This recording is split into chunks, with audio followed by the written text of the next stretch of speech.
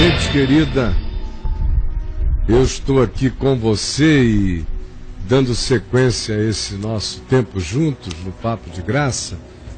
Eu recebo há muitos anos, primeiro de modo escrito e ultimamente vem sendo enviado, já tem algum tempo aliás, material que questiona a validade histórica dos 4 evangelhos no Novo Testamento. E nos últimos meses a proliferação desse material, do mesmo material, com apenas pequenas alterações, depende de quem edita, vem aumentando muito. E eu vejo que o pessoal aí na internet, que está saindo das estruturas pesadas e de conformação e de normatização e de clonificação humana, e que estão agora assim numa espécie de limbo. Tem uns que já vieram tão revoltados que foram para o ateísmo dos ex-evangélicos, sobre o qual eu falei rapidamente ontem, mas tem alguns aí num limbo, perdidos, porque de fato não tiveram raiz plantada no Evangelho, não foram nunca instruídos genuinamente na palavra, nem no significado dela, e nem tampouco se teve o cuidado de instruir essas pessoas sobre o texto do Novo Testamento, sobre a antiguidade de Marcos, que é o mais antigo dos evangelhos, é o primeiro. Dele é oriundo o evangelho de Mateus. Lucas vem e diz que fez uma acurada investigação dos fatos desde a sua origem, pesquisando com as testemunhas oculares presentes e reunindo todo o material que ele podia acerca de Jesus, e o envia a uma figura chamada de Excelentíssimo Teófilo, a quem ele pretendia dar conhecimento do significado do Evangelho anunciado por Jesus na Galiléia e em Jerusalém, em toda aquela região circunscrita biblicamente como sendo Israel. E o Evangelho de João já é uma produção de uma mensagem que João deixa claro que em momento algum ele está fazendo uma construção cronológica ou histórica. Ele está pregando uma mensagem baseada naquilo que ele achou que eram 7 sinais de Jesus que definiam para a mente grega à qual ele se dirigia o que ele, João, tinha visto, ouvido, percebido e, como ele disse, escrevendo na primeira epístola dele, com as suas próprias mãos apalpado no que dizia respeito ao verbo da vida e ao testemunho de que Deus estava em Cristo, acerca de cujo testemunho ele não tinha nada a contradizer, porque ele mesmo fora testemunha ocular da sua majestade, como Pedro veio a dizer, escrevendo numa das suas epístolas também. Então, pessoas que não têm conhecimento de causa, que não conhecem a história, que não conhecem os debates, que não se entregaram a vida inteira a saber o que se dizia a respeito, dentro do meio, fora do meio, simplesmente vão ficando confusas com qualquer informação de Google que lhes chegue. Aí foi o caso aqui de um rapaz que é muito frequente no meu Facebook.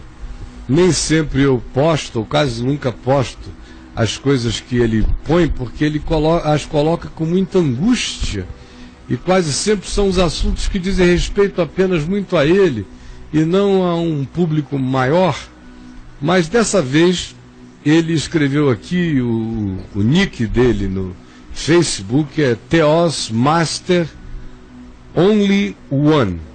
Acho que faltou alguma luz por aqui, eu não sei, eu estou falando só com essa câmera aqui agora, eu não sei o que é que aconteceu, né? Aquela ali também está funcionando, mas caiu alguma coisa por aqui, caiu a chave, então vamos consertar a chave e prosseguir. Enquanto isso eu vou falando aqui, é o Theos Master Only One, onde ele diz: Caio, veja o que a ateia me disse o que pensa.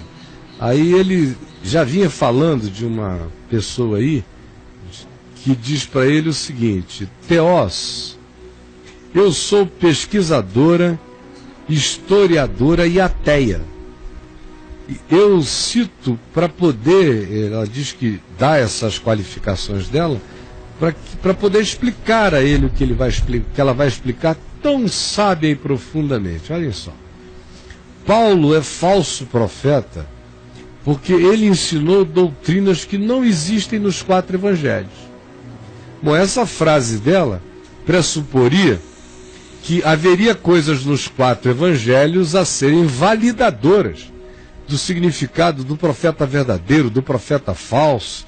Ou seja, ela infere que os 4 evangelhos tinham que conter uma referência para avaliação do significado de Jesus, do ensino, e, portanto, a partir daí se validar ou se não validar Paulo ou quem quer que fosse o outro que posteriormente tivesse escrito o que pensasse ou cresce acerca de Jesus. Mas ela prossegue contraditoriamente dizendo o seguinte: nos 4 evangelhos, Jesus alerta sobre esse que viria no nome dele, faria sinais e maravilhas e plantaria o joio que está aí hoje. Esse cara era Paulo, diz ela. Todo esse sistema religioso evangélico veio pelo joio plantado por Paulo. Então Paulo é o joio. Os 4 evangelhos não dão base para Paulo. Para Paulo dizer o que fez. Paulo seria um abominável da desolação, o grande falso profeta. Até aí, ela infere que os 4 evangelhos carreguem alguma credibilidade, para, com base neles, ela poder dizer o que Paulo era. Aí ela prossegue: os 4 evangelhos não possuem muita ou quase nenhuma credibilidade histórica, porque passaram nas mãos de Roma, passaram nas mãos de Constantino e dos concílios posteriores, possuem atributos de mitos antigos, e porque entram em contradições brutas com os chamados textos apócrifos e os achados modernos. Aí ela está fazendo alusão aos textos egípcios de Nag Hammadi, sobre os quais eu falarei daqui um pouquinho mais, que citam Jesus como um simples profeta, nunca como filho de Deus. O Talmud hebraico também diz que ele, o Messias, seria um profeta. Essa história de divindade, 3 reis magos, nascido de virgem, ressuscitado, o catolicismo copiou da mitologia egípcia e já existia muito antes de Jesus. Meu Deus, a mulher tem coragem de se dizer pesquisadora, historiadora, e dizer uma loucura dessa. É só uma pessoa totalmente desvairada, sem conhecimento histórico, faz uma afirmação dessa. Ela não sabe de onde procedem os apócrifos, as contradições absurdas dos apócrifos e os achados de Nag Hammadi. Ela está se referindo ao Evangelho de Tomé, Maria Madalena, 12 textos melhor preservados numa coletânea de alguns outros, muitos dos quais foram queimados e destruídos. E não foi pela Igreja Católica, foi pela mãe de quem achou, que resolveu fazer fogo para esquentar uma panela. Porque foi achado assim, aleatoriamente, em 1945 foram achados esses textos escritos em copto, língua egípcia antiga, lá em Nag Hammadi, e que foram produzidos, isso é unânime a informação, pelos cristãos agnósticos do início do 2º século, que já era um movimento da filosofia grega, que tinha suas variáveis, e que ficou muito impressionado com Jesus e resolveu assimilar, chamar Jesus para dentro das suas crenças, fazer um sincretismo. Jesus seria a iluminação suprema, o conhecimento supremo. E como todo gnosticista cria, a salvação se dava pelo conhecimento secreto que algumas pessoas adquiriam. Isso as elevava, isso as colocava pelo conhecimento, pela gnosis, acima dos perdidos, dos incautos, dos ignorantes. Esse movimento que começou nos dias dos apóstolos, Paulo combate esse movimento, Pedro, João, a epístola de João, a primeira epístola é um golpe direto nisso aí. As igrejas do Apocalipse, as cartas às igrejas do Apocalipse são um golpe fulminante a respeito disso. A epístola de Judas também recai sobre esse fenômeno. O desconhecimento histórico faz as pessoas dizerem absurdos dessa natureza, dizendo para um garoto que não tem conhecimento de causa, algo que o deixa assim apavorado. Sou pesquisador, historiador e até, meu Deus, qualquer idiota pode ser pesquisador de idiotice e pode ser historiador de nada. Esses diplomas estão à vinda por aí. O que tem é muito pouca gente com consistência e conhecimento de causa mesmo. Mas aí ela prossegue e cita para ele, recomenda que ele assista um vídeo no YouTube. O vídeo que ele manda, que ela manda que ele assista, é um vídeo que já roda por aí há muito tempo. O nome é alemão, a minha pronúncia em alemão é horrorosa, eu nunca tentei pronunciar nada em alemão, é Zeitgeist. E tá aí, é um videozinho que vem mostrando, cheio de montagens de inconsistências históricas, é um vídeo gulgado, uma montagem boba, tola, antiga, velha, mofada, que não subsiste a nenhuma análise concreta de quem quer que tenha um mínimo de conhecimento histórico e conhecimento de causa. Aí ela prossegue, depois de pedir que ele assista esse vídeo que você vai ver daqui a pouco, dizendo, deixe de preguiça e assista. Supostamente é esse vídeo que dá essa corroboração para ela. Os novos achados não são do primeiro século, não tiveram influência romana. Ora, os romanos começaram a ter influência sobre alguma coisa, sobre os que foram discípulos de Jesus, não foi no primeiro século. Eles passaram a ter no quarto século, minha senhora. E agora ela diz justamente o contrário. Os novos achados, que são já do segundo, início do terceiro século, não tiveram influência romana como teriam tido os 4 evangelhos, que surgiram muito antes de qualquer presença romana influente na igreja, mas muito antes. O evangelho de Marcos, os mais conservadores dizem que o texto que nós temos mais próximo do original, narrado, teria sido de 15 a 20 anos. Os mais liberais, que são os que dilatam mais os prazos, que afastam mais os prazos, dizem que teria sido 30 anos. Ora, é um espaço de tempo na história antiga muito curto entre um ocorrido e o narrado. A maioria das coisas que a gente celebra como história na civilização moderna estão afastadas das suas narrativas.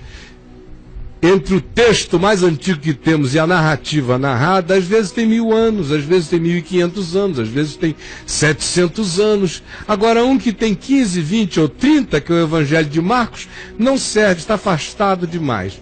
Vai servir um apócrifo escrito por gnósticos no Egito no 2º século. Ou por gregos na Ásia Menor e que foram traduzidos para o copto no Egito no 3º século. Esse sim tem uma fundamentação extraordinária. Por quê? Simplesmente porque se sugere no Evangelho de Maria Madalena uma presença dela muito mais importante na vida de Jesus do que os 4 evangelhos atribuiriam. Ora, os 4 evangelhos atribuem um papel poderoso para Maria Madalena. O Evangelho de João chega a dizer que a primeira testemunha do Jesus ressuscitado foi a Madalena. Mas não serve, porque no Evangelho atribuído a Maria Madalena tem justamente uma frase que diz assim, então Jesus a beijou, e aí eles querem completar, falta ali aquela frase, na boca. Jesus a beijou e continua aqui. Aí eles botam, essa parte que falta aqui é na boca. Deve ser porque ela era amante ou mulher de Jesus. Aí vem com toda a historinha do Dan Brown. O Dan Brown, que é o grande popularizador dessa idiotice que eles estão chamando agora de história, porque o achado histórico de Nag Hammadi remonta a 1945, Quando eu nasci na fé, esse assunto já tinha sido discutido, debatido, estava exaustivamente debatido. Eu já li a multidão dessas questões, novinho, mas como coisas já meio cansativas e que voltam de tempos em tempos por causa da constante falta de atualização de conhecimento. A ignorância é extraordinária. Aí prossegue aqui a senhora, dizendo: esses achados atestam Jesus como um homem simples, assim como a história e a arqueologia mostram, nada de divino. Aí, por que Jesus é agora tratado desse modo e antes ela atribui um papel importante aos 4 evangelhos para dizer que Paulo era falso profeta? Agora, ela se volta contra os 4 evangelhos para dizer que eles não têm credibilidade, porque credibilidade tem os apócrifos e os achados escritos coptos de Nag Hammadi. E aí ela evoca até o Talmud hebraico e bota Jesus na base do um cara legal entre nós. Ora, se é um cara legal entre nós, tanto faz os 4 evangelhos, as cartas de Paulo, ninguém é falso profeta de ninguém.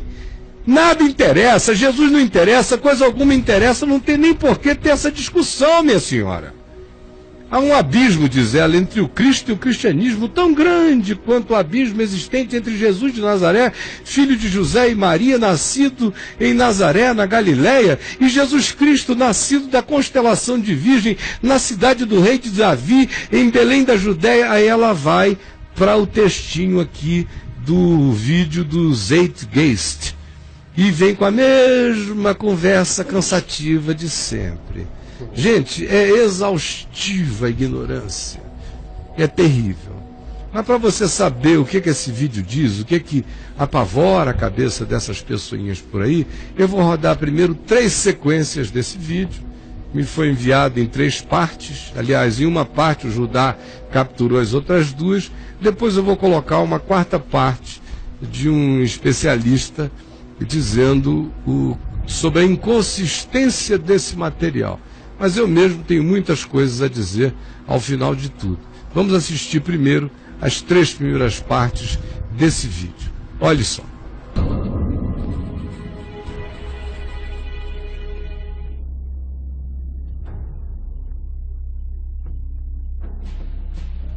Este é o Sol. Desde o ano 10.000 a.C., a história abunda em pinturas e escritos que refletem o respeito e a adoração dos povos por este astro. E é simples entender o porquê, com seu aparecimento todas as manhãs, trazendo visão, calor e segurança, salvando-os do frio e da escuridão da noite repleta de predadores. Sem ele, todas as culturas perceberam que não haveriam colheitas nem vida no planeta. Estas realidades fizeram do Sol o astro mais adorado de todos. Todavia, muitos estavam atentos também às estrelas. As estrelas formavam padrões que lhes permitiam reconhecer e antecipar eventos que ocorrem de tempos em tempos, tais como eclipses e luas cheias. Eles catalogaram grupos celestiais daquilo que conhecemos hoje como constelações. Esta é a Cruz do Zodíaco, uma das mais antigas imagens na história da humanidade. Ela representa o trajeto do Sol através das 12 maiores constelações no decorrer de um ano. Ela também representa os 12 meses do ano, as 4 estações, solstícios e equinócios. O termo zodíaco está relacionado com o fato das constelações serem antropomorfismos ou personificações, como pessoas ou animais. Por outras palavras, as primeiras civilizações não só seguiam o Sol e as estrelas, como também as personificavam através de mitos que envolviam seus movimentos e relações. O Sol, com seu poder de dar vida e de salvar, também foram personificados como se representasse um Criador ou um Deus. Deus Sol, a luz do mundo, o Salvador da humanidade. Igualmente, as 12 constelações representaram lugares de viagem para o Deus Sol e foram nomeados por elementos da natureza que aconteciam nesses períodos de tempo. Por exemplo, Aquários, o portador da água que traz as chuvas da primavera.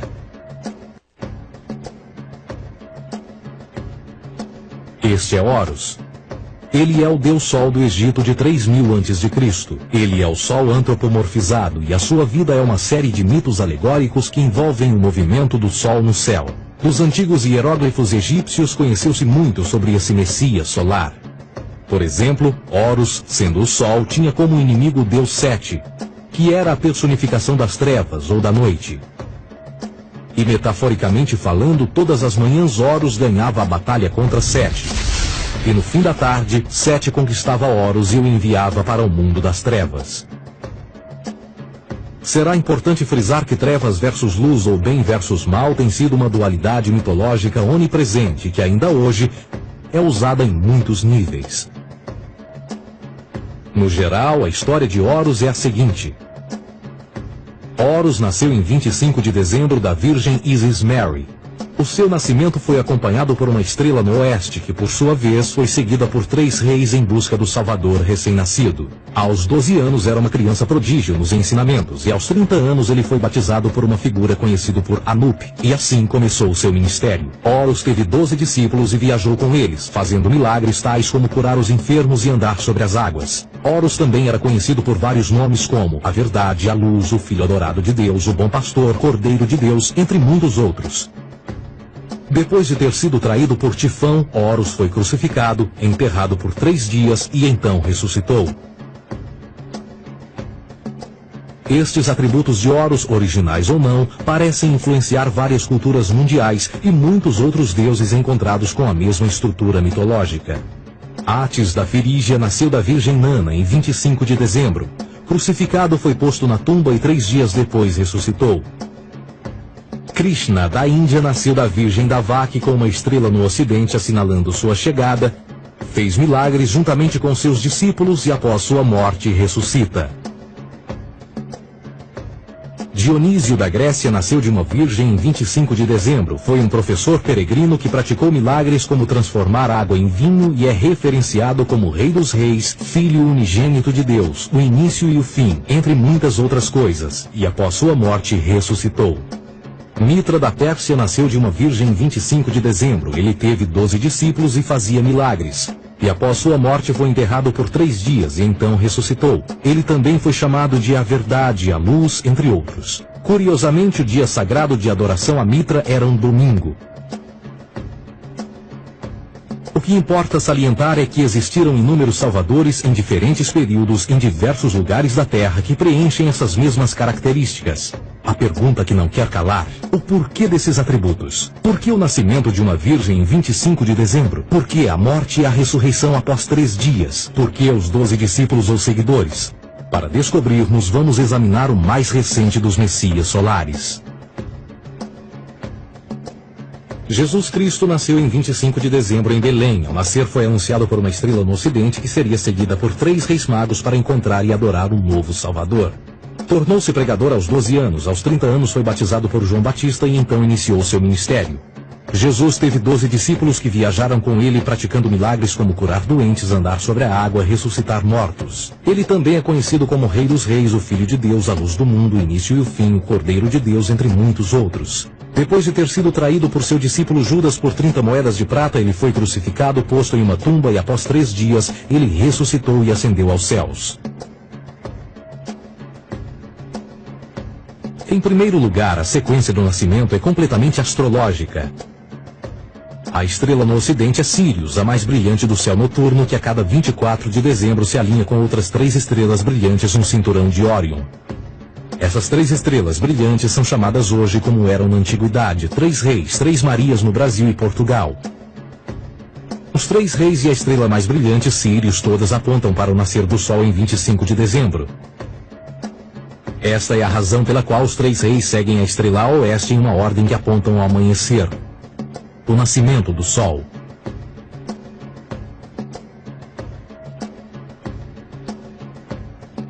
A Virgem Maria é a constelação de Virgo, também conhecida como Virgo, a Virgem. Virgo em latim significa virgem. Virgo também é conhecida como a Casa do Pão. E a representação de Virgo é uma virgem segurando um feixe de espigas de trigo. Esta Casa do Pão e o seu símbolo das espigas de trigo representa agosto e setembro, a época das colheitas. Por sua vez, Belém é a tradução ao pé da letra de a Casa do Pão. Belém também é a referência à constelação de Virgem, um lugar no céu, não na terra.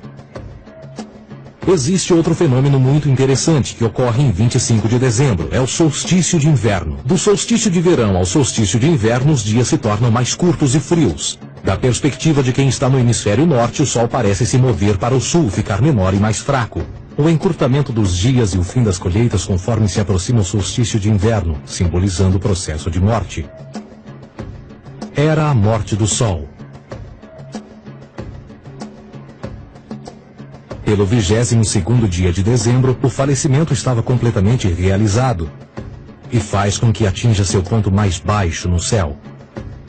Aqui algo curioso acontece. O Sol para de se mover por 3 dias.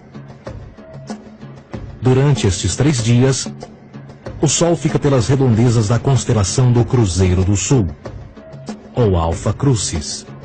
Depois desse período, em 25 de dezembro, o Sol se move 1 grau, dessa vez para o norte, trazendo perspectiva de dias maiores, mais calor e a primavera. E assim se diz: o Sol morreu na cruz, ficou morto por 3 dias, apenas para ressuscitar ou nascer mais uma vez. Esta é a razão pela qual Jesus e muitos outros deuses solares compartilham da ideia de crucificação, morte por 3 dias e o conceito da ressurreição. É o período de transição do Sol antes de mudar para a direção contrária no hemisfério norte, trazendo a primavera e assim a salvação. Todavia, eles não celebram a ressurreição do Sol até o equinócio da primavera, ou Páscoa. Isto é porque no equinócio da primavera o Sol domina oficialmente o mal, as trevas, assim como o período diurno se torna maior que o noturno. E o revitalizar da vida na primavera emerge. Agora, provavelmente, a analogia mais óbvia de todas neste simbolismo astrológico são os 12 discípulos de Jesus. Eles são simplesmente as 12 constelações do zodíaco com que Jesus, sendo o Sol, viaja. De fato, o número 12 está sempre presente ao longo da Bíblia.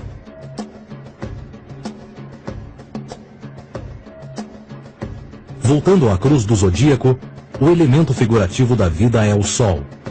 Isto não é uma mera representação artística ou ferramenta para seguir os movimentos do Sol. Era também um símbolo espiritual pagão. Uma logografia similar a isto. Isto não é um símbolo do cristianismo. É uma adaptação pagã da cruz do zodíaco.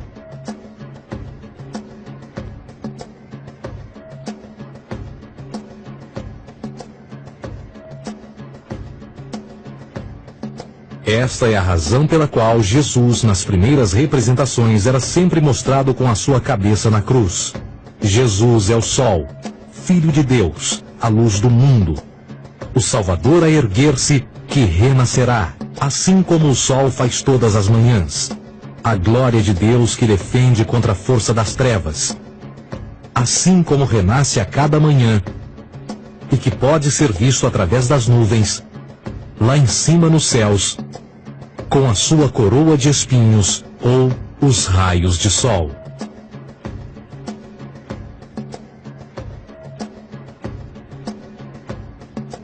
Agora, nas muitas referências astrológicas ou astronômicas na Bíblia, uma das mais importantes tem a ver com o conceito de eras. Através das Escrituras há inúmeras referências a essa era. Para compreender isto, precisamos primeiro estar familiarizados com o fenômeno da precessão dos equinócios. Os antigos egípcios, assim como outras culturas antes deles, reconheceram que aproximadamente de 2150 em 2150 anos, o nascer do Sol durante o equinócio de primavera ocorria num diferente signo do zodíaco. Isto tem a ver com a lenta oscilação angular que a Terra tem quando roda sobre o seu eixo. É chamado de precessão porque as constelações vão para trás, em vez de permanecerem no seu ciclo anual normal. O tempo que demora cada precessão através dos 12 signos é de 25.765 anos. Este ciclo completo é chamado também de Grande Ano, e algumas civilizações ancestrais sabiam disso. Referiam-se a cada ciclo 2150 anos como Era. De 4.300 a.C. a 2.150 a.C. foi a Era de Touro. De 2.150 a.C. a 1 d.C. foi a Era de Áries. E de 1 d.C. a 2.150 d.C. é a Era de Peixes, a era que permanecemos nos dias de hoje. E por volta de 2150, entraremos na nova era, a Era de Aquários.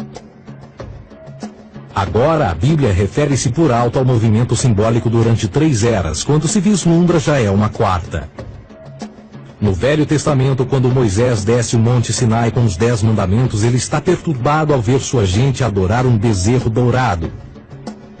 De fato, ele até partiu as pedras dos 10 mandamentos e disse a todos para se matarem uns aos outros para purgarem o mal. A maior parte dos estudiosos da Bíblia atribuem esta ira de Moisés ao fato de os israelitas estarem adorando a um falso ídolo, ou algo semelhante. A realidade é que o bezerro dourado é o Taurus, touro. E Moisés representa a nova era de Áries. Esta é a razão pela qual os judeus ainda hoje assopram com o chifre do carneiro. Moisés representa a nova era de Áries. E perante esta, todos têm de largar a velha. Outras divindades, tais como Mitra, marcam essa transição também. Um deus pré-cristão que mata o touro, na mesma linha simbólica. Agora Jesus é a figura portadora da era seguinte à de Áries, a era de peixes. O simbolismo de peixes é abundante no Novo Testamento, assim como Jesus alimenta 5.000 pessoas com pão e 2 peixes. No início do seu ministério, enquanto caminhava ao longo da Galileia, conhece 2 pescadores que o seguem. Agora reflita-se voltar a ver um adesivo em formato de peixe escrito Jesus na traseira dos carros. Poucos sabem o que aquilo no fundo representa. É um simbolismo astrológico pagão para o reinado do Sol durante a Era de Peixes. Jesus assumiu também que a data do seu nascimento é também a data do início desta era. Em Lucas 22:10, quando Jesus é questionado se a próxima passagem será depois de ele ir embora, Jesus responde: Eis que quando entrardes na cidade, encontrareis um homem levando um cântaro de água. Segui-o até a casa em que ele entrar. Esta escritura é de longe a mais reveladora de todas as referências astrológicas.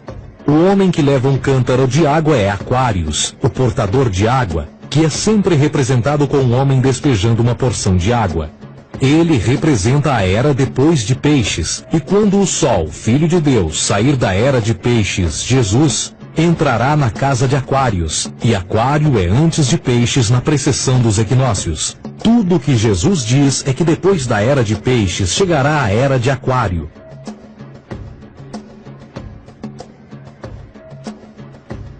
Agora todos já ouvimos falar sobre o fim do mundo.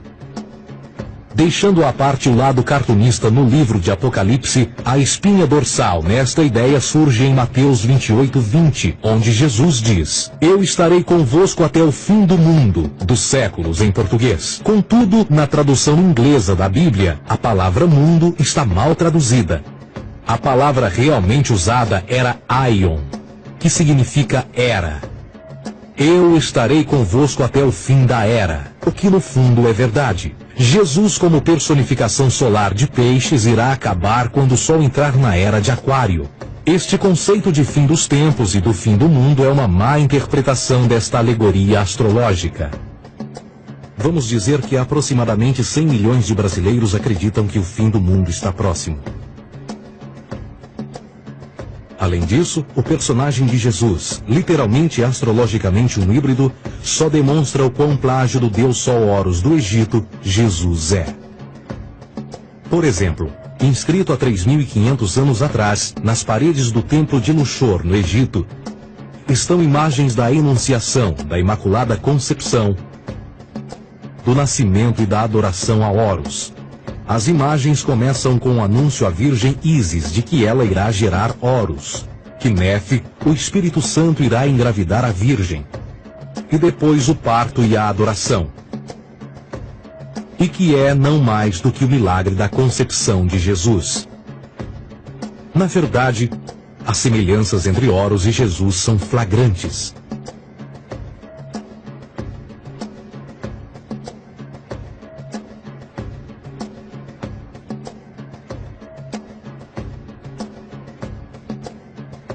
E o plágio continua.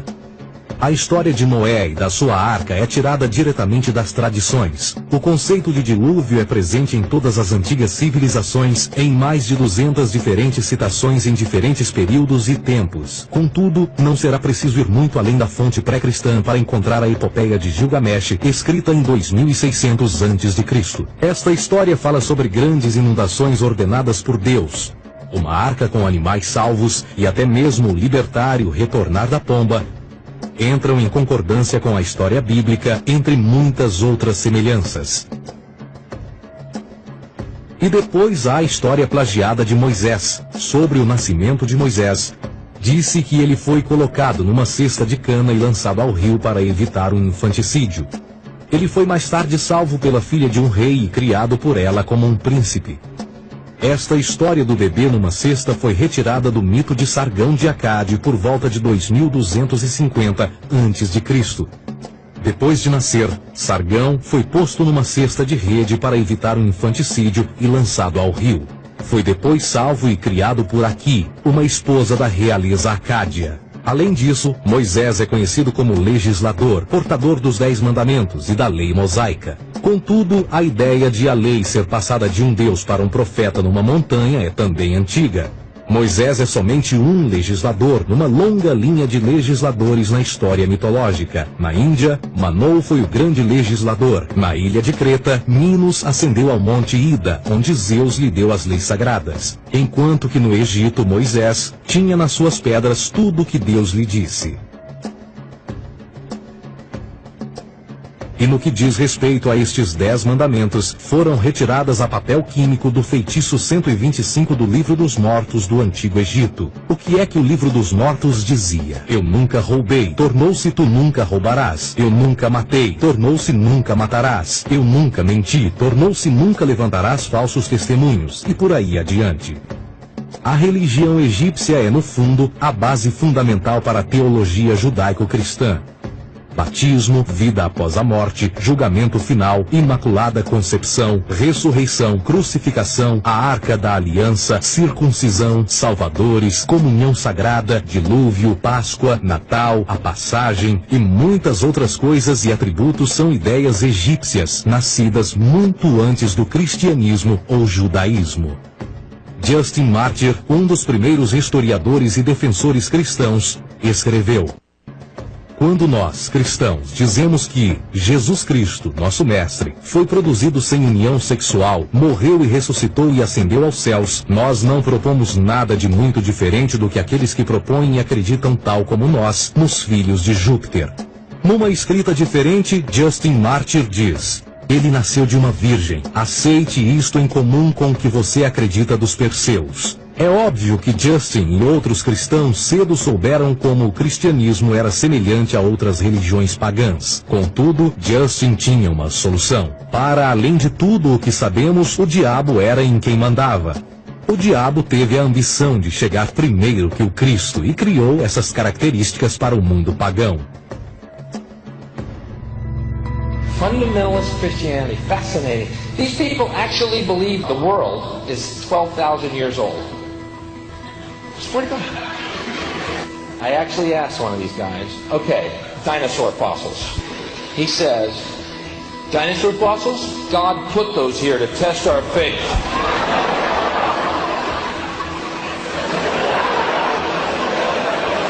I think God put you here to test my faith, dude. A Bíblia não é nada mais do que um híbrido literário astro-teológico, tal como todos os mitos religiosos que os antecederam. De fato, o aspecto da transferência de atributos e umas personagens para as outras é facilmente reconhecida no próprio livro em si. No Antigo Testamento há a história de José. José era um protótipo de Jesus. José nasceu de um milagre, Jesus nasceu de um milagre. José tinha 12 irmãos, Jesus tinha 12 discípulos. José foi vendido por 20 pratas, Jesus foi vendido por 30 pratas. Irmão Judá sugere a venda de José. O discípulo Judas sugere a venda de Jesus. José começa os seus trabalhos aos 30, Jesus começa aos 30 também. Os paralelismos continuam. Além disso, Haverá algum registro não bíblico da existência de mais alguém chamado Jesus, filho de Maria, que viajou com 12 seguidores e curou pessoas? Existiram muitos historiadores que viveram no Mediterrâneo durante esse mesmo período e até mesmo após a presumível morte de Jesus. Quantos desses historiadores fizeram relatos sobre a sua figura? Nenhum. Porém, para sermos justos, não significa que os defensores da existência de Jesus nunca tenham reclamado o contrário. São particularmente 4 referidos como pioneiros sobre a teoria da existência de Jesus: Plínio o Jovem, Suetônio e Tácito. Cada uma das suas máximas consiste apenas em algumas frases em que, na melhor das hipóteses, se refere a Christus ou Cristo, e que na realidade não é um nome, mas sim uma titulação. A 4ª fonte é Joséfo, cujos documentos ficou provado terem sido falsificados séculos atrás e, para infortúnio da humanidade, por muitos ainda visto como verdadeiros. Poderá alguém ter se aproveitado das ideias renascer dos mortos, a ascensão ao reino dos céus e a prática de milagres e que a partir daí tenha começado a surgir nos registros históricos? Não, porque uma vez pesadas as evidências, há grandes probabilidades da figura conhecida como Jesus nunca sequer ter existido.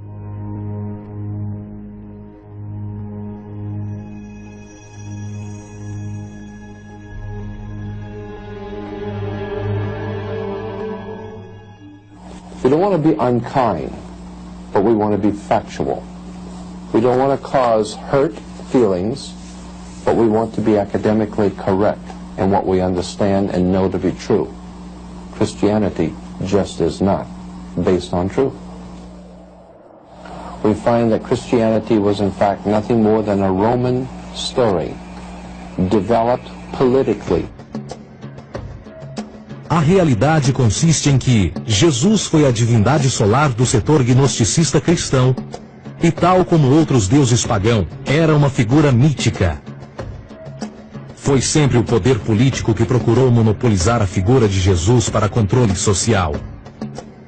Por volta de 325 d.C., em Roma, o imperador Constantino reuniu o Concílio Ecumênico de Niceia e foi durante esta reunião que as doutrinas políticas com motivação cristã foram estabelecidas e assim começou uma longa história de derramamento de sangue e fraude espiritual. E nos 1600 anos que se seguiram, o Vaticano dominou politicamente e com mão de ferro toda a Europa, conduzindo-a a um período de obscurantismo, onde o conhecimento era apenas um privilégio da Igreja, as Cruzadas e a Santa Inquisição. O cristianismo, bem como todas as crenças teístas, são a fraude desta era. Serviu para afastar os seres humanos do seu meio natural e da mesma maneira uns dos outros. Sustenta a submissão cega do ser humano à autoridade. Reduz a responsabilidade humana sob a premissa de que Deus controla tudo e que, por sua vez, os crimes mais terríveis podem ser justificados em nome da perseguição divina. E o mais importante, dá o poder àqueles que sabem a verdade e usam o mito para manipular e controlar sociedades. O mito religioso é o mais poderoso dispositivo já criado e serve como base psicológica para que outros mitos floresçam ou justifiquem.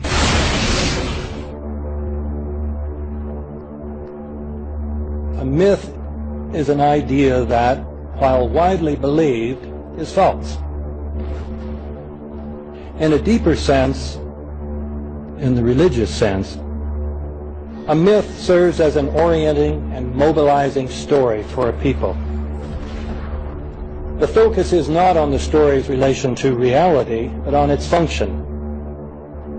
A story cannot function unless it is believed to be true in the community or the nation. It is not a matter of debate. If some people have the bad taste to raise the question of the truth of the sacred story, the keepers of the faith do not enter into debate with them. They ignore them or denounce them as blasphemers. Na realidade, minha gente, a simplificação, a hipersimplificação, você acabou de assistir.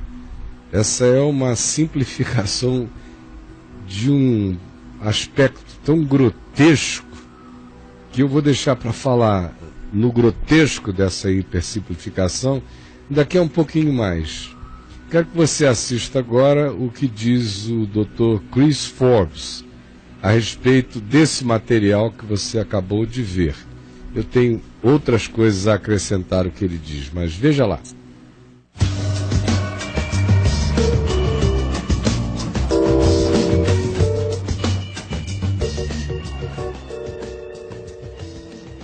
Zeitgeist, from the German Spirit of the Age, is an immensely popular movie that can be viewed all over the internet. It has millions of hits and has extreme popular appeal, especially to those who are into a good conspiracy theory. Now, the second half of the film is an elaborate portrayal of the 9/11 tragedy as the work of the American government itself. But the first half calls into question the entire story of Christianity. Centuries of Christian history are swept away as the narrator explains that the whole thing is one large myth. Large historical claims are made that, if true, do mean it's all over for those wanting to place any hope in Jesus as someone relevant to today. To get some wisdom on this complicated topic, we've asked into the studio Dr. Chris Forbes, a senior lecturer in the Ancient History Department at Macquarie University in Sydney. Dr. Forbes is a specialist in the history of Greek thought and religion, Alexander the Great, and New Testament history. Chris, thanks for joining us. My pleasure. You've seen the Zeitgeist. What led you, an ancient historian, to watch this internet movie, and what was your initial reaction? Well, I first heard of it because my daughter was spending 5 months studying in Russia. She was at St. Petersburg, and Christian friends of hers there were getting a really hard time by people making claims from the movie, and she emailed me and said, "What can you find out about it?" So I had a look. And your response? Well, I ended up almost laughing because the claims it makes are mostly wildly wrong and in some cases simply silly. Can we focus in on what is really the heart of the claim of the movie as it connects with Jesus? And that is that the whole Jesus story of him being born right through to his crucifixion and resurrection is a mishmash of ancient mythologies. In particular, the mythology of the sun god of Egypt, Horus, we're told. John, can I stop you there? Horus isn't a sun god. Okay, but the movie says that he is. Yes, it does. But he's not. What sort of god was he? He's the god of the sky. Ra is the sun god. Okay. That makes the connection between him being a sun god and Jesus being the son of God more difficult, doesn't it? I thought it was only a pun to start with. I mean, the son of God, S-U-N-S-O-N, it's a perfectly good pun in English. Well, it's a fairly bad pun in English. But it doesn't work in Egyptian, and it doesn't work in Greek, and it doesn't work in Latin. It's just a pun. So leaving all that aside, yeah. The claims about this particular sky god then, Horus, are that he was born on December 25th. He was adored by 3 kings. He grew up, he had 12 disciples. He was crucified, and then he was resurrected. Well, that sounds like the Jesus story. It does, because that's what it is. But it's not the Horus story. Oh, by the way, you left out born of a virgin. Born of a virgin, indeed. Yes, except that his mother Isis wasn't a virgin. And there's no suggestion in the Egyptian sources that she was. This whole list of parallels are true of Jesus, aren't actually true of Horus at all.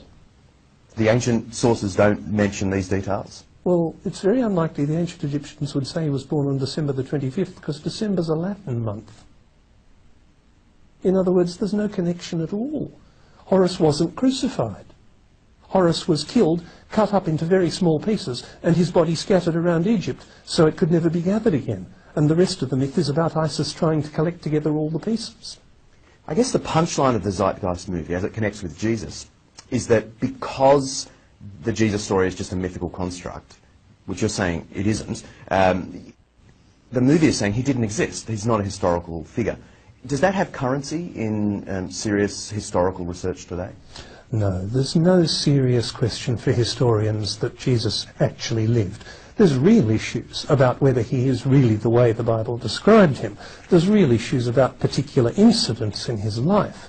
But no serious ancient historian doubts that Jesus was a real person, really living in Galilee in the 1st century.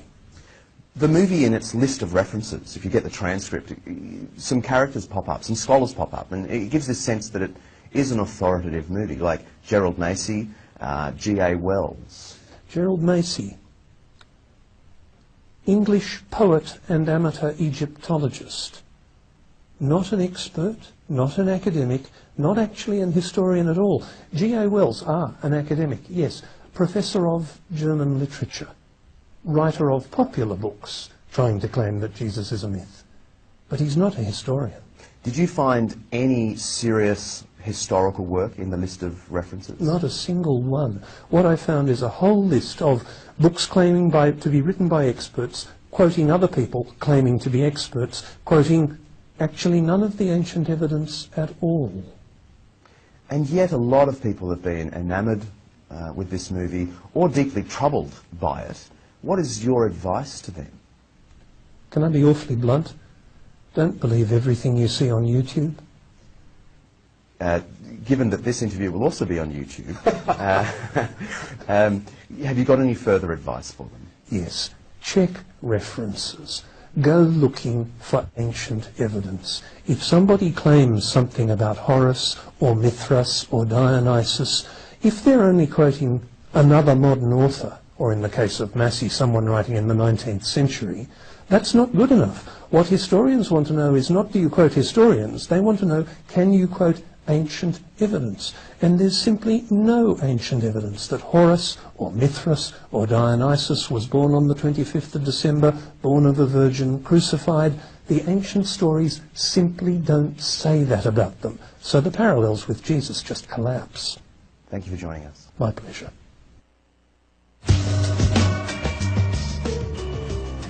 Na realidade, minha gente, para a gente simplificar, o que eu quero dizer a você é o seguinte: que o cristianismo não foi o que Jesus propôs e que o cristianismo, no seu bojo, não tem nada a ver com o Evangelho de Jesus, isto é uma coisa.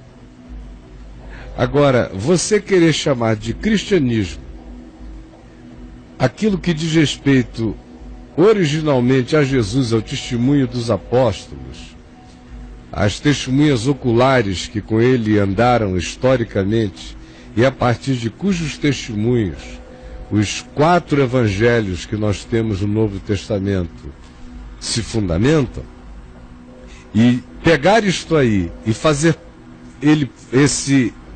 desse corpo de informação pertencer ao cristianismo, e justamente porque agora isso supostamente pertence ao cristianismo romano, constantiniano, tudo fica relativizado, é loucura. Porque o cristianismo constantiniano, o cristianismo assim chamado, assim evoluído conforme na história ele apareceu com todos os elementos grotescos, horrorosos e anticristãos e pagãos e sincréticos, não tem nada a ver com Jesus nem com o Evangelho. Não dá, para, na hora em que se quer relativizar uma coisa, usar o Evangelho. E na hora em que se pretende agora relativizar o Evangelho, usar o que bem se pretenda, numa arbitrariedade absolutamente... Só um espirro.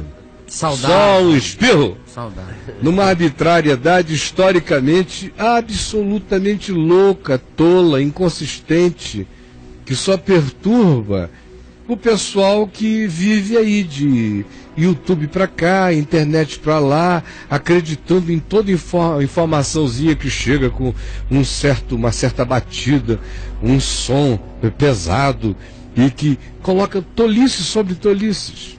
Por exemplo, o que ele falou sobre Horus. Quando eu bati a primeira vez os olhos nessa informação, eu ri, porque eu já tinha lido o mito de Horus. A cruz foi um mecanismo de execução inventada pelos romanos milhares de anos depois. Os egípcios não crucificavam. Os pedacinhos de Horus no mito foram jogados, espalhados pelo Egito. A história não tem nada a ver. A de Dionísio, meu Deus, um especialista em história grega faz xixi de tanto rir dessa associação. Mitra pode ter sido uma absorção já do sincretismo posterior a Constantino, querendo agora engolir um público enorme que havia no Império Romano, que era devoto a Mitra, e que se dizia que o aniversário dele era em 25 de dezembro, essa associação pode ter sido feita, associação essa que nós denunciamos sempre, e que todos quantos têm um mínimo de lucidez histórica sempre o fizeram, dizendo uma coisa é uma coisa, outra é outra. Os evangelhos não marcam data de dia de Natal, de nascimento de Jesus.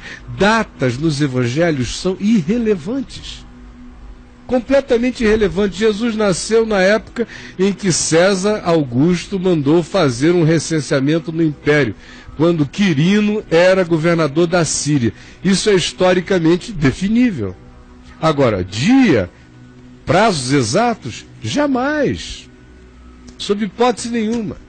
Aí misturam isso com o horóscopo e vão querendo fazer de cada acontecimento uma coincidência.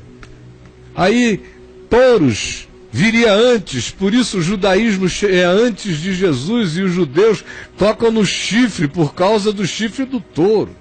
Numa cultura judaica que de fato era uma cultura pastoril, eles não tinham muita alternativa para fazer trombeta, a não ser a mais natural, de modo que daí vem, da naturalidade da relação do judaísmo com a cultura pastoril, é que vem o som do chofar.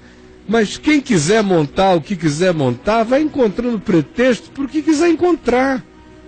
Basta pré-definir o que você acha. É uma questão de sistematização desonesta, pegando fragmentos e outras vezes distorcendo ocorrências e acontecimentos.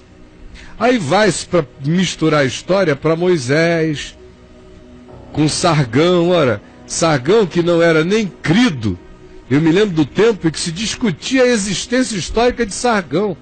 E a Bíblia fazia afirmações sobre ele e algumas outras pessoas que não se encontravam na história.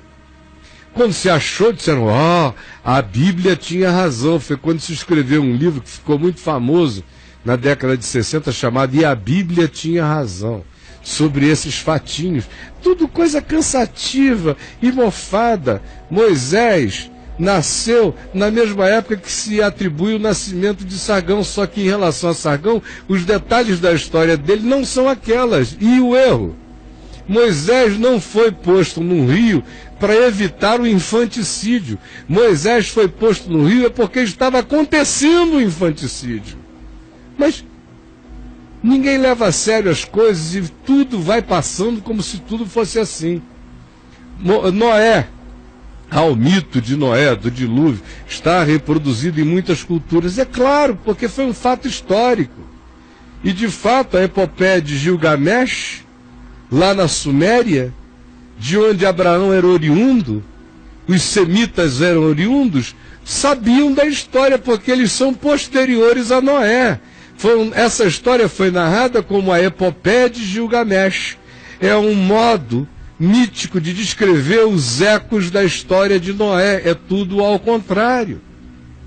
Ou quando você chega e diz que todas as culturas da Terra carregam o arquétipo de uma divindade que se encarna, que não é acolhida, que morre, que ressuscita, que isso aparece, esses traços de deidade redentora aparecem em todas as culturas da Terra, é fato. Em muitas e muitas aparecem, desconectadas no tempo, no espaço, separadas por continentes, por milhares de anos de existência, da formação da ideia, do arquétipo, sem conexão entre os grupos, revelando muito mais uma outra coisa. Está muito mais para uma interpretação junguiana da psicologia da civilização humana do que para qualquer outra coisa. Ou seja, de que existem arquétipos universais que presentificam, presencializam ideias que subjazem no inconsciente coletivo da humanidade, disseminadas pela luz e pela revelação de Deus nos corações, porque Jesus é a verdadeira luz que vindo ao mundo ilumina todo homem. E esse fator Melquisedeque, esse ponto de contato entre aquilo que não é a cultura bíblica com elementos de fora dela, estão manifestos nessa quantidade enorme de arquétipos que, de uma certa forma, do ponto de vista daquilo que o Don Richardson chamou de fator Melquisedeque, e que eu chamo de a ordem de Melquisedeque segundo a Escritura, esses arquétipos estavam presentes no mundo, e foi por causa desses arquétipos que muitas vezes, quando o Evangelho começou a ser pregado, as populações anteriores disseram: nós conhecemos o eco dessa história, isso já preexistia na nossa compreensão. Foi por isso que o Justino Martin, citado aí, e que era assim chamado porque foi um dos mártires cristãos, disse o que disse, falando aos povos de então: olha, quando vocês ouvirem o que nós estamos dizendo, se vocês encontrarem um eco no coração, é porque, de certa forma, o coração de vocês já vinha sendo preparado para esse dia, para essa hora, para esse encontro real. O que acontece com aqueles magos que vão provavelmente da Pérsia para Belém? É que eles mesmos já vinham sendo preparados por esses arquétipos. Havia uma esperança latente, arquetípica dentro deles. Por isso, naquele dia, quando daquela visualização que não precisa ser astronômica, pode ter sido apenas um sinal, pode ter sido uma impressão visual, pode ter sido uma manifestação celestial específica, não astronômica, pode ter sido qualquer coisa. Eles seguiram porque o coração deles já estava movido por aquele latejamento messiânico pré-existente dentro deles. Agora, a ignorância, eu poderia falar o resto do dia a respeito disso aqui, porque o material é farto, e vocês vejam que eu não escrevo nada, justamente para não ficar sendo meticuloso, não tornar as coisas longas demais. Eu vou aqui só conforme a minha memória vai me soprando coisas enquanto eu falo. Mas a tolice é total. E é uma pena que os cristãos tenham sido tão despreparados, tão pouco conhecimento da palavra, tão pouco conhecimento de história, tão pouco conhecimento de tudo. Apresentaram um gibizinho de Jesus para vocês. Por isso é que não acontece com a maioria dos cristãos aquilo que Pedro diz que deveria acontecer conosco. Porque ele disse: olha, nos últimos dias, segunda epístola de Pedro, no capítulo 3, surgirão muitos dizendo: onde está a esperança da sua vinda? E muitos dizendo: ó, isso tudo foi produzido por fábulas e mitos engenhosamente inventados. Pedro disse: nós, todavia, não vos demos a conhecer a morte, a ressurreição, a vida, a encarnação de Jesus, segundo mitos ou segundo fábulas engenhosamente inventadas. Por que Pedro disse isso? Porque nos dias dele, tanto no mundo grego quanto no mundo egípcio, os gnósticos já estavam querendo fazer o sincretismo, já estavam querendo pegar Jesus e adaptá-lo àquelas que eram as mitificações que eles tinham. É tão óbvio que foi isso, e é tão óbvio que é assim, que dispensa maiores comentários, mas eu recomendo a você que você comece a ler. Ao invés de ficar se youtubando de bobagens, peguem livros sérios, livros densos. Tem muita coisa absolutamente forte. Não concordo com tudo que todos os historiadores dizem em algumas das suas interpretações, mas não tivesse ter me servido de milhares e milhares e milhares de páginas, não estou fazendo exagero, sobretudo de história, eu não teria a consciência que me faz ouvir essas coisas e vê-las e senti-las, me desculpe a expressão, como um pum de opinião absolutamente translocada. Ainda vem um indivíduo ali e acaba com Flávio Joséfos, que foi um judeu que se refugiou entre os romanos depois dos anos 70, quando Jerusalém caiu, e que foi considerado um traidor pelos judeus, mas ele carregando a sua culpa de ter preferido sobreviver a ter sido massacrado, resolveu escrever aquilo que hoje, para os judeus, é um dos tratados históricos mais importantes. Eu diria o seguinte: em Israel, tudo que se escavou em Israel até hoje, com certeza, e eu digo tudo, os arqueólogos israelenses não se admirariam da minha fala absolutizando, dizendo tudo o que se escavou e o que se conseguiu achar de história sobre história sobre história em Israel vem da Bíblia como fonte original. Eles escavam lendo a Bíblia.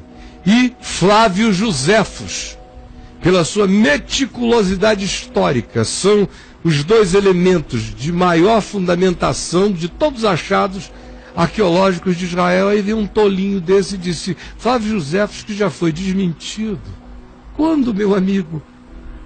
A história inteira que está exposta com validade arqueológica para ser visitada na terra de Israel vem de seguirem a Bíblia conforme os parâmetros por ela apresentarem, buscarem um lugar nos lugares em que ela definia e os acharem.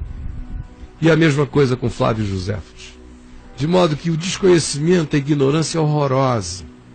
E esse culto que se faz agora aos evangelhos apócrifos, aos chamados modernos apócrifos de Nag Hammadi, é uma loucura total. Pegue você e procure aí na internet, leia se você quiser.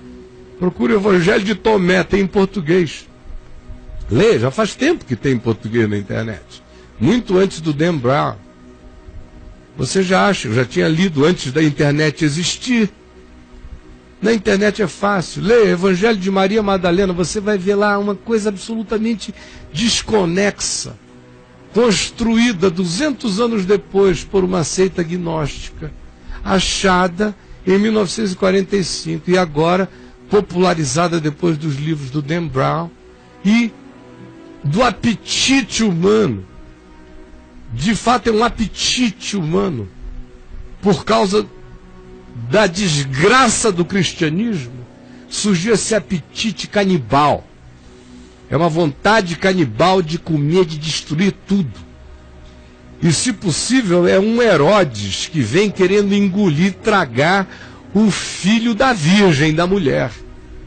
É tão famigerada essa vontade de destruir o todo que não se consegue ter um discernimento básico, que é aquele que eu venho anunciando a vocês há muitos anos, nos meus livros, nos meus textos, e agora nos últimos 10 anos no meu site, e aqui na VMVTV com extrema regularidade. Quem for lá no meu site, no caifab.net, escrever a palavra cristianismo, vai encontrar uma quantidade enorme de textos mostrando a diferença. O cristianismo é um sincretismo romano, sim. O cristianismo é uma construção posterior. Jesus não criou o cristianismo, não inventou o cristianismo. O cristianismo mantém a hierarquia romana de maneira eclesiastizada. No cristianismo o Papa é o César. No cristianismo a Maria virou a substituta das divindades necessárias aos cultuadores pagãos da época. Os apóstolos foram transformados também em divindades equivalentes às do panteão romano. Essa perversão acontece no quarto século. Agora é Pedro quem vem e diz: olha gente, olha bem aqui para mim, eu sou um pescador da Galileia, sou um macho doído, que larguei tudo por uma paixão que não me deu nada, só me deixou longe da mulher, dos filhos, dos amigos, de todo mundo, me fez levar pedrada, chicotada, aprisionamento, ameaça de morte, para onde foi e ao final terminou crucificado. Ele diz: eu não estou vos dando a conhecer Jesus seguindo fábulas engenhosamente engendradas, mas ao contrário, nós mesmos fomos testemunhas da voz de Deus no Monte Hermon, quando uma voz do céu nos disse: eis aí o meu filho amado, em quem eu me comprazo, a ele ouvi. E é esse mesmo Pedro que diz: vocês precisam estar preparados para saberem dar razão da esperança que há em vós.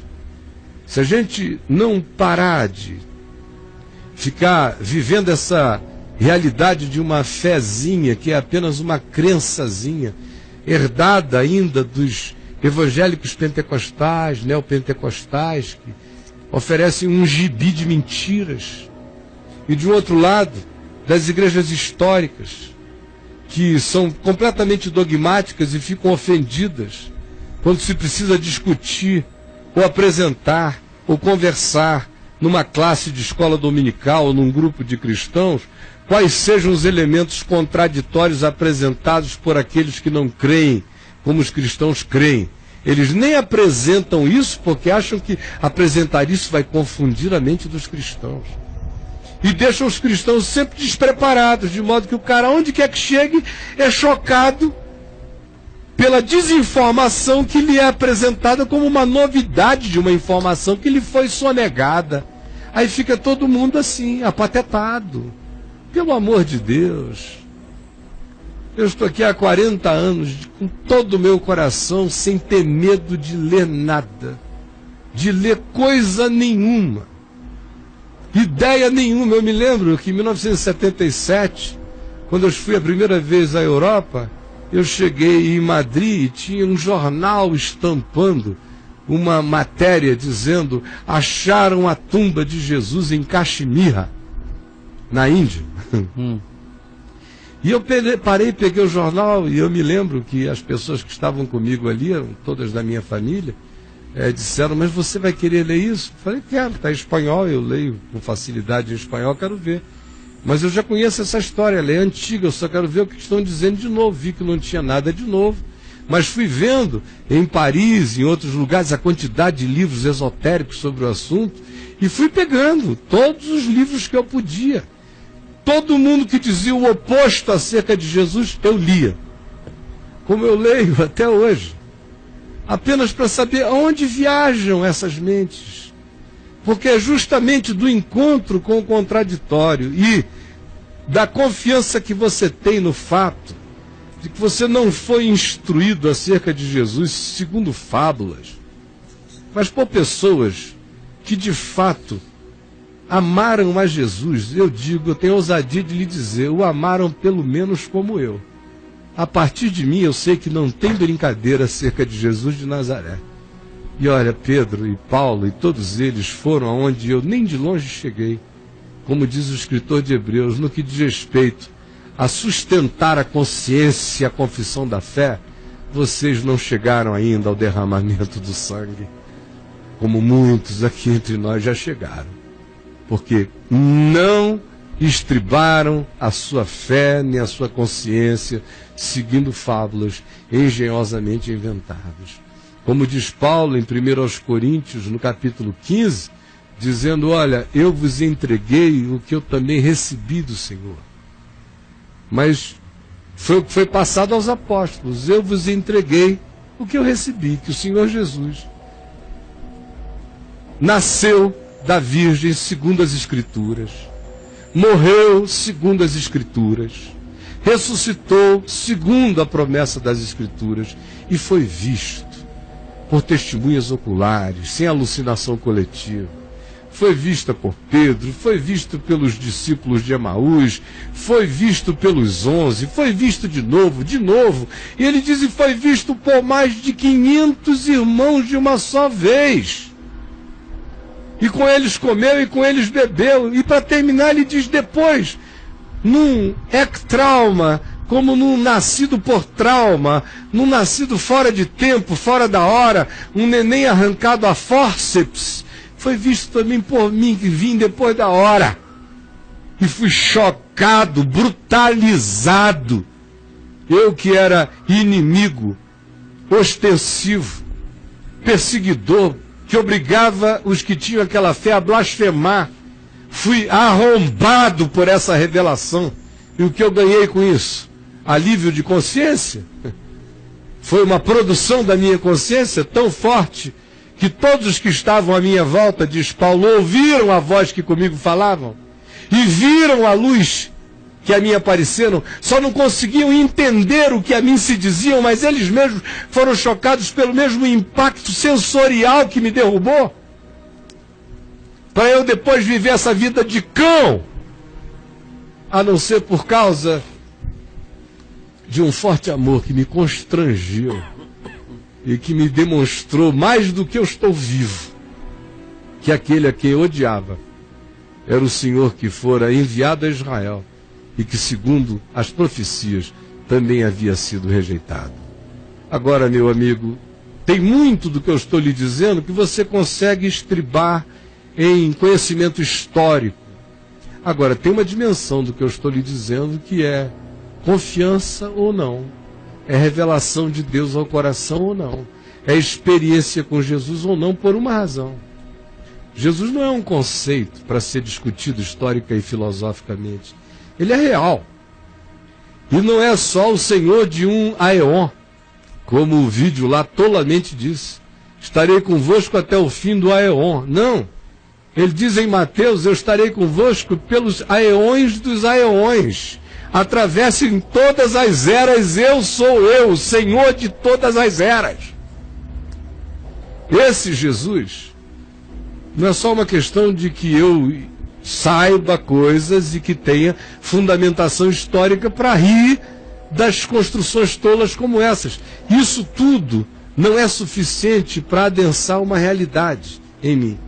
Jesus não é apenas uma informação. Se ele não se transformar em presença real e viva dentro de mim, essa informação pode até me dizer, autorizar a dizer, esses caras são os tolos, mas não vai jamais gerar dentro de mim a rocha. A rocha. A rocha.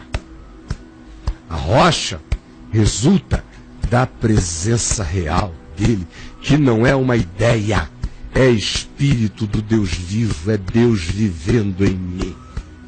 Foi isso mesmo que o apóstolo João nos disse, escrevendo a sua primeira epístola, quando ele nos chama para a mesma experiência, dizendo, olha, conosco a experiência foi de natureza histórico-sensorial e existencial, porque o que era desde o princípio, o que temos ouvido, o que temos visto com os nossos próprios olhos, o que contemplamos e as nossas mãos apalparam com respeito ao verbo da vida, e a vida se manifestou, e nós a temos visto, e dela damos testemunho, e vô-la anunciamos, a vida eterna, a qual estava com o Pai, e nos foi manifestada lá na Galileia, nos invadiu.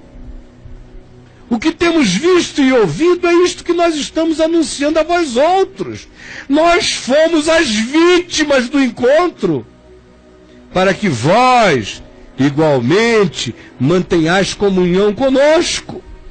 Só que nós tivemos a experiência sensorial, vocês terão a experiência existencial. Ora, a nossa comunhão é com o Pai, com seu Filho Jesus Cristo. Estas coisas, pois, vos escrevemos, para que a nossa alegria seja completa e que ninguém tire essa alegria do seu coração, meu amigo. Quem lhe fala aqui está firmado na rocha. Tudo que eu sei à volta é apenas estribo secundário. Os meus pés estão plantados nesta rocha inabalável. Quem nele colocou os seus pés não se choca, não se escandaliza, não se desvia. Quem comeu a sua carne, bebeu o seu sangue, misturou-se com ele, como Pedro, em sendo perguntado pelo próprio Jesus, quando disse, se quiserem andar comigo, vocês vão ter que misturar-se em mim, como quem devora a minha vida e chama tudo para dentro de vocês. E muitos, ouvindo aquilo, se escandalizaram e já não queriam andar com ele, porque disseram, é canibal demais, é radical demais, é algo transfuso demais, é algo que penetra e muda a vida demais, nós não queremos isso. E Jesus, olhando para Pedro e alguns poucos que ali ficaram, disse: quereis vós também retirar-vos? E Pedro disse: para quem iremos nós, Senhor? Só tu tens as palavras da vida eterna. Aquele homem sabia que ele não estava seguindo um mito, uma construção, nem fábulas engenhosas. Ele mesmo estava sendo cotidianamente testemunha ocular daquele que era o Emanuel, Deus conosco. Mas acerca disso, Paulo, meu irmão querido Paulo, nos diz que a palavra da cruz, essa palavra do Evangelho, é loucura para os que se perdem. Mas para nós que cremos, é poder de Deus. Poder de Deus e é sabedoria de Deus. E Paulo prossegue e diz que essa palavra do Evangelho, para os judeus, é um escândalo. Porque na cabeça deles não podiam jamais conceber que o Eterno se faria servo sofredor, cumprindo a profecia de Miqueias no capítulo 5, no verso 1, que, por acaso, é mais antiga do que o nascimento mítico de Dionísio na Grécia, porque Miqueias é mais velho, dizendo que Jesus nasceria em Belém, cidade de Davi. Cidade de Davi é Belém, Betlehem, casa do pão, porque aquele era um lugar onde se fazia pão, assim como ali perto tem a casa do oleiro, assim como Betel é casa de Deus, porque foi um lugar onde se teve uma visão de Deus. Não é preciso que se vá além dos territórios de Israel e das experiências do povo local para se saber por que as coisas eram como as coisas eram. E o grande significado de Belém é porque Davi era nascido em Belém e era da descendência de Davi que a promessa profética dizia que viria o Messias. No entanto, se Jesus é o pão da vida e Belém é a casa do pão, amém, duplamente amém. Mas querer fazer disso ilações de outra natureza é loucura. Agora, o que eu e você temos que saber de fato é em quem nós temos crido. Se de fato nós conhecemos Jesus, conhecemos o Evangelho, quem Ele é para nós, ou se Ele foi uma construção evangélica plantada na sua cabeça, quando você era adolescente, empolgado, foi aos acampamentos presbiterianos, metodistas, batistas, ou se você foi um rapaz levado pela sua mãe para uma igreja pentecostal, neopentecostal, aí foi para um lugar que você tinha que dar glória para falar em línguas e cair no chão tremendo e que isso era o batismo com o Espírito Santo, e você levantou dali tão idiota quanto sempre foi, tão ignorante quanto sempre esteve, sem saber nada de Jesus quanto sempre. E aí, quando as primeiras coisas se tornaram escandalosas para você, e você perdeu a confiança nos homens e nas instituições, e o cristianismo se transformou para você naquilo que sempre foi para milhares que o sofreram antes de você, você perdeu a fé em tudo ou ficou na dúvida. Ah, pelo amor de Deus, gente boa, está na hora da gente tentar fazer deste novo ano um ano em que a nossa fé tenha consistência e que a gente possa atender o convite de João. Olha, nós vimos, pegamos e apalpamos. Nós estamos chamando você para terem as mesmas experiências de visceralidade, de conhecimento de Deus em vocês. É igualmente para a mesma densidade de consciência, de consistência e de firmeza que vocês estão sendo chamados. E se andar com Jesus não for assim, eu recomendo a você que o deixe. Porque não vale a pena. Não vale a pena. Ou você anda com Jesus assim, nos moldes em que João, o velho, sofrido, desgastado e por fim na vida exilado até a morte, nos convida a viver dizendo: nós pegamos, vimos e apalpamos. Vocês não pegaram, não viram, nem apalparam, mas é João mesmo que também diz e cita Jesus, orando por aqueles que não viram e nem apalparam, dizendo: Pai, eu não rogo apenas por estes que aqui tu me destes, mas também por aqueles que vierem a crer em mim através do testemunho e da palavra deles. Eu estou incluído nessa oração, sou chamado para a mesma comunhão, como se eu mesmo tivesse visto, pegado e apalpado. Num certo sentido, Jesus disse que eu estou hoje numa situação melhor do que a deles. Porque eles, no início, olhavam para o Jesus histórico, do lado de fora deles. Chegou uma hora, antes de Jesus morrer, que ele disse: convém-vos que eu vá. Porque melhor do que vocês me terem como uma presença exterior a vocês, é vocês me terem em vocês. Melhor do que a minha companhia será a minha habitação.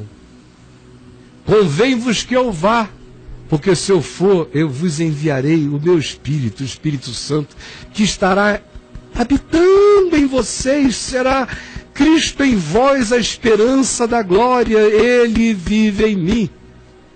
Agora, é óbvio que eu não posso ir para uma aula de história dizendo: olha, eu tenho certeza absoluta que Jesus é quem Jesus é, porque eu o conheço.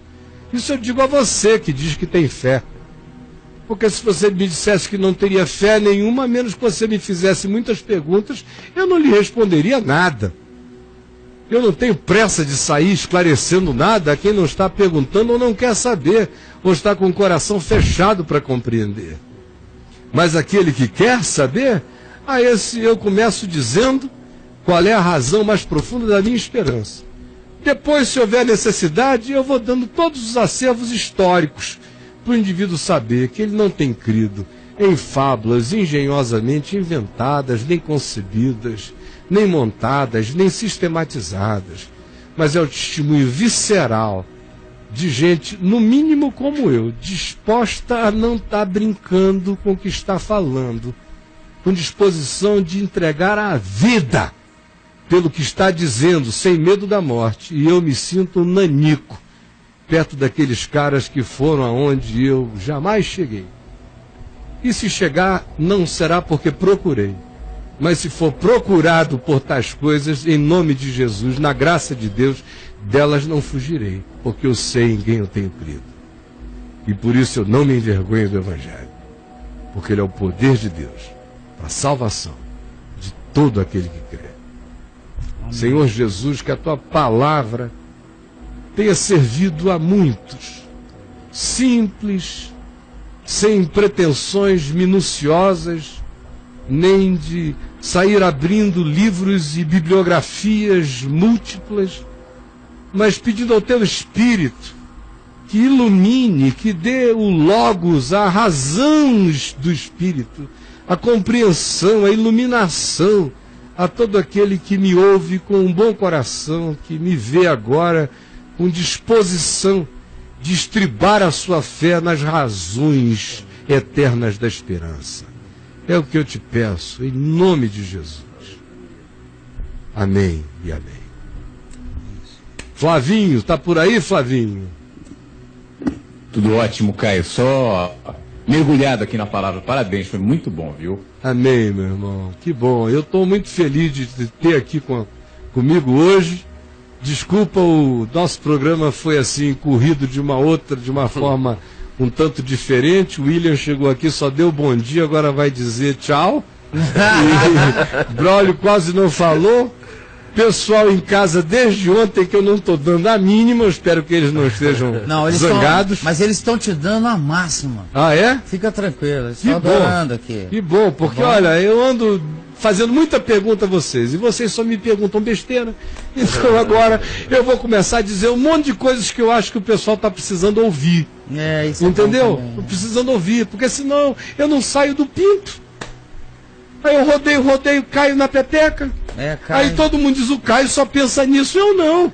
Eu tenho milhares de coisas para conversar com vocês aqui. Se o tema for aberto de algum modo, o que você está sentindo, a pessoa já diz, ai, volta tudo para o mesmo lugar. Exatamente. Então, pelo amor de Deus, minha gente. Tá todo mundo de cabeça para baixo. Né? Mas, hein, Caio, em síntese, qual a motivação desse pessoal ter criado essa matéria toda? Olha, é um pessoal... destruir o cristianismo mesmo? É destruir o cristianismo. O cristianismo, meu Deus, já tem mais é que dançar mesmo. Porque Jesus não criou o cristianismo.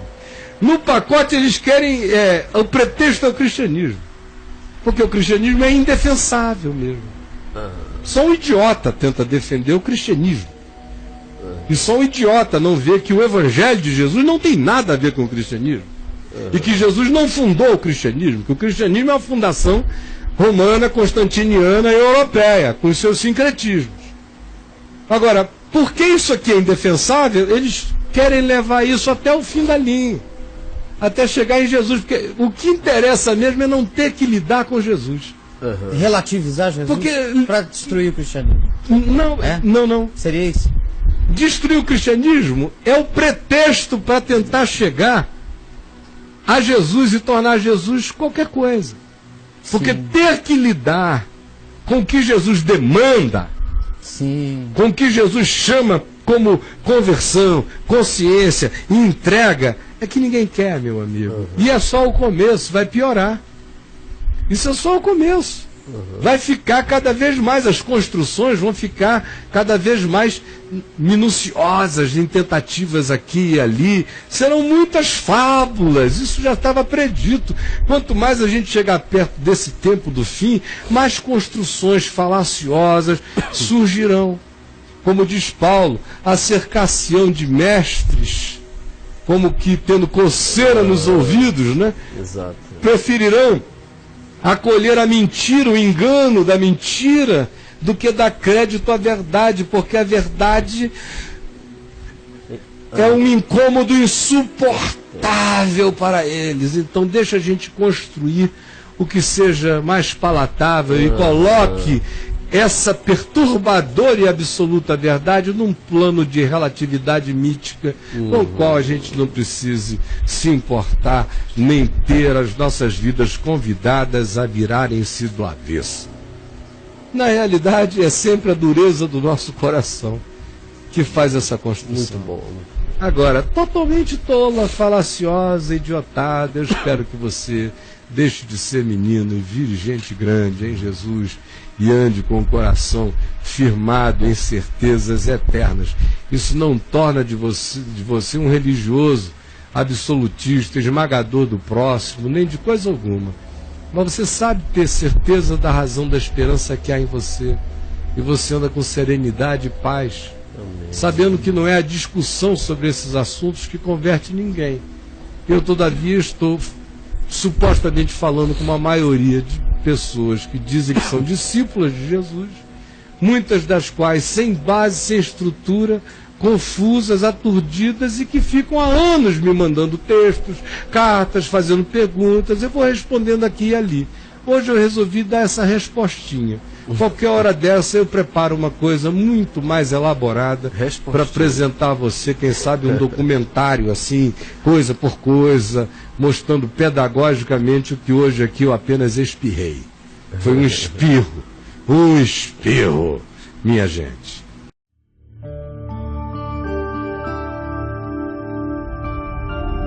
VNVTV, o canal é você.